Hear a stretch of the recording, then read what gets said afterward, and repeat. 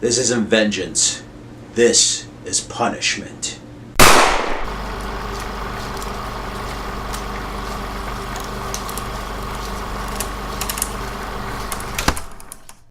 Hello everyone, you're in an all-new movie review, and today I decided to go over the 2004 film, The Punisher, starring John Travolta and Thomas Jane. I recently went over Daredevil and Daredevil the Director's Cut in anticipation for The Defenders on Netflix. And thinking back on the early millennium of Marvel films, I decided to go over The Punisher.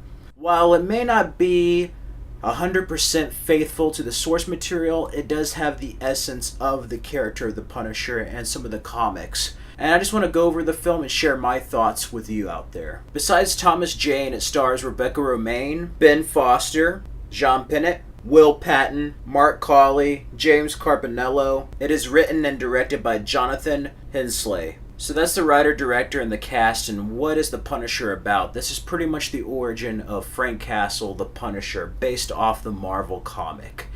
And yeah, it starts off where he's pretty much kind of like a special forces person. He's an agent, and he's under the disguise of Otto Creed. And there's this person, a criminal, who's with the son of this rich man named Howard Saint. It's one of his sons. The deal goes bad, the police arrive, and people die in the crossfire, one of them being Howard Saint's son. John Travolta is Howard Saint, and he wants to avenge the death of his son. So that's the catalyst for the villain in this film. Meanwhile, we find out that Otto Creed is Frank Castle, and this is his last case, his last assignment before he retires. He's going to move somewhere with his family. He has a wife and kid, and he wants to basically settle down. And it's pretty much kind of a slow burn of a movie at the beginning. It's very peaceful. Meanwhile, there's this other plot with the other characters of the Saints losing their son. The wife says, you need to find this man and kill him and his entire family. So, while it may seem like Frank Castle is going to have a normal life, fate catches up to him. Saints men basically kill Frank Castle's entire family at a family reunion. And then, in a Mad Max fashion, his wife and child die, and he is almost killed. He is near death and thought to be dead. There is this guy there who is a witch doctor who kind of saved him. It's thought to be like supernatural mixed in with just regular remedies. He ends up surviving, and the film's plot progresses from there. He heals after a couple of months, and he becomes the Punisher. So the whole movie is him getting revenge against the death of his wife, his kid, and his family, and hunting down Howard Saint, played by John Travolta. And that's pretty much the plot of the movie. It's an origin story. It's a classic action revenge film. Thomas Jane just embodies everything about Frank Castle, the Punisher. He is among one of my favorite actors to play the character. He has some training with real Navy SEALs, and you can tell he also gained some muscle for the role. I previously saw him in films such as Deep Blue Sea and The Sweetest Thing, and he's totally different in this. He's also a natural blonde, so he dyed his hair black. I also like the supporting characters. It has very much a welcome back Frank type of vibe, with a little bit of Punisher War Journal, especially with like the Latin verse of Sic vis pacem parabellum. If you want peace, prepare for war. So there's different incarnations of the comics here. Even the fight with the Russian is very much like Welcome Back Frank. So even though it's in Tampa, Florida, not New York City, it still has very much the essence of the Punisher. It's true in some way. And some of that too is because they're supposed to have like a $50 million budget, and it got lowered to 15. And the director had to work with a low budget, and they filmed it like from like 20 something to like 52 days. That's not a long time for a movie, no less an action movie. So I'm really quite impressed with all the shortcuts and everything, how they basically completed this film and accomplished what they accomplished. It's a very well done action film. While again, it may not be 100% true to the Marvel comics, it does have the essence, and by itself as an action film, as a film, it's very, very enjoyable and really well made. John Travolta, he's not the most menacing of villains, but I like him as Howard Saint. He's that rich man who's just too sure of himself, but his deals go bad when Frank Castle interferes. He has deals with the Cubans, gets interfered with the drug shipments being blown up by the Punisher, And you also have his son who plays two roles. It's one guy playing twin brothers. So you get that there. Also, his right-hand man, Quentin, played by Will Patton. Yeah, he does a great job in this. There's a nice twist to the film. That's one of my favorite catchphrases. It's just like, Howard Quentin was gay! And then that whole plot to bring down Howard saying to destroy him, not really physically, violently, but emotionally as well, is very cold. Above all, even though it may not be as gratuitous as other action films, the comic books, or the next Punisher movie, it's still a cold-blooded movie, not only with the death of his family, but the way the Punisher does things. Again, there's some torture methods with an icicle. That was from the comic book. Above all, it's a very different origin. The origin was sad enough already, but in this Punisher, they kill his entire family. Like, he has no family left whatsoever, and that's even worse. And I don't know if it's just the movie buff in me, but I love classic action revenge movies. This very much has that, like, Taxi Driver with a bit of Death Wish and just Mad Max 1 vibe with the Punisher character. The soundtrack is also really well done. The score, I think, is done by, let's see here, Carlos Iliado. Very much that kind of like emotional music with a Western. It feels very much like a Western. There's elements of a Western between good versus evil in this, even though it's a comic book based film, a crime action film. I love Rebecca Romijn and the neighbors, Ben Foster and John Pinette. They do a really great job. I like the relationship they have with Frank and how they suspect he's murdering somebody. They don't know he's a vigilante. I like how grounded this movie is. This movie is very grounded. That's one thing I have to say. The other movies may have the looks, but like Punisher Warzone got to be like a rated R Batman Forever. It's very cheesy. The original Punisher just did not have the budget. It was more of an 80s action film. This one's a very grounded movie. If it was only set in New York or had a higher budget, I think it'd be the best Punisher movie.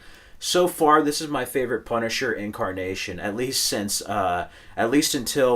John Bernthal and Daredevil. That was my favorite Punisher. But Thomas Jane later reprised his role as Frank Castle in a small short film called Dirty Laundry.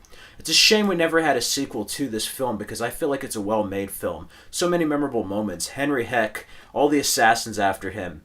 The way he manipulates Howard Saint's wife and friend at the end. And then Howard Saint's is like, you killed my son, and you hear him scream. He's like, both of them. I made you kill your best friend. I made you kill your wife. Now I killed you. And I like that. Thomas Jane's not the biggest guy, but he feels like a human being. Even with the more emotional scenes, even through all the turmoil, he feels like a real person. He's not some roided out guy. And sure, he can be a badass shooting up the place and everything and beating up criminals, but for some reason, as a regular guy who can get hurt and who's vulnerable, he feels more intimidating and more threatening. He has that kind of Clint Eastwood presence, something about his voice. He may look like a regular person, but trust me, if you piss him off on the wrong day, he's going to punish you. It's one of my favorite early Marvel films. This and Spider-Man 2 are great, the year 2004. And the soundtrack, yeah. The soundtrack is my favorite movie soundtrack, probably besides Queen of the Damned, where I can listen from top to bottom. Drowning Pool by Step Up, Puddle of Mud, Bleed, Nickelback, Slow Motion. You have Queens of the Stone Age, Seether with Amy Lee, Smile, Empty Soul, Trap, Chevelle, Damage Plan, Ashes to Ashes, Seether, Sold Me, Edgewater, and then you have Finger 11, Slow Chemical, Strata, Ben Moody, Hatebreed, Steven Weiser, Submersed, Atom Ship, and of course Mark Colley's In Time that was played in the movie. Step Up by Drowning Pool is such a popular song at the time. I love it. I love it at the end credits where he's just like, murderers, sadists, rapists. All those who do evil come to know my name very well. Frank Castle is dead. You can call me the Punisher. And then it kicks out with that Drowning Pool music. I love it. Probably my favorite song, and their comeback with a new lead singer after Bodies. But like this has an awesome soundtrack. The video game was also a really well done game. That's kind of an indirect sequel to the film. It also has Thomas Jane reprising his role. Overall, this isn't a bad film. It's not the most true to the material, but I feel like this film gets a bad rap. It's a better made film, and it's nice to have a serious film with some moments of levity. If you take the New York City and some of the comic book things out of the picture, it's a good film. And overall, it has the essence of the character, which is more than some of the other films that look just like the comic. They're missing something, and this kind of has the soul and heart of it.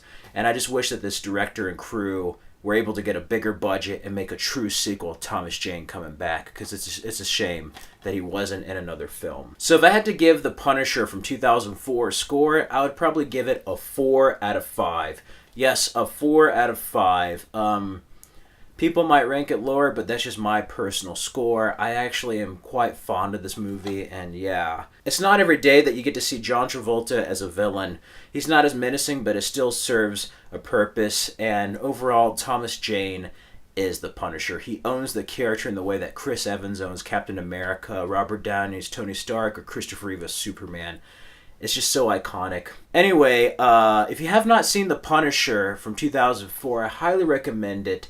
And then also, you should check out the Dolph Lundgren Punisher from the 80s, and then Punisher Warzone from 2008 with Ray Stevenson. And the Netflix show Daredevil Season 2. That's probably my favorite version of the Punisher after this one. Yeah, I really love this version, but the Netflix one surprised me. It's probably the best one since this one. But if you're looking for a good portrayal of the character of Frank Castle, then you should see this. Even though it's not 100% true to the comic book origins, it does have the essence. So yeah, considering the low budget, the amount of time they had to shoot this action movie, very well done. The director of this was also the screenwriter of Die Hard with a Vengeance. It's an enjoyable indie action film. I like the way it's shot. Some of the shortcuts, there's a scene where Howard stabs Quentin, and it was at nighttime, and supposedly it was during the day, and they like basically disguised it with like drapes and curtains to make it seem like it was nighttime. So they do a lot of guerrilla filmmaking tricks in this film. Overall, very iconic, cold-blooded, badass film. And the soundtrack is even better. So yeah, the cinematography I like. The acting is very strong. The characters feel very human. There's certain moments of levity while having serious moments, action moments. It just has everything. I love it when Frank Castle's just going stealth mode and just shooting arrows at people, and he just takes out the meeting room full of mobsters. And then the building scene too was crazy. People actually thought in Tampa that there was a real explosion going on. And it proved to be a problem, too, because it was empty, but in Tampa there's a lot of thunderstorms, so they had to worry about that during filming. So considering everything surrounding this production, it's amazing that we got a film as good as we did with The Punisher. So with that is the pros, cons. I wish it was 100% like the comic book, but other than that, it's a great film in its own right. So yeah, a 4 out of 5. Now, if you have seen The Punisher, let me know your thoughts of the 2004 film. What are your favorite moments? And what is your favorite Punisher film? Anyways, that's it for my review of The Punisher. If you like this video, click the like button. Also, check out my Daredevil movie reviews. I did a review for the theatrical cut and the director's cut. And stay tuned for my Netflix review of The Defenders.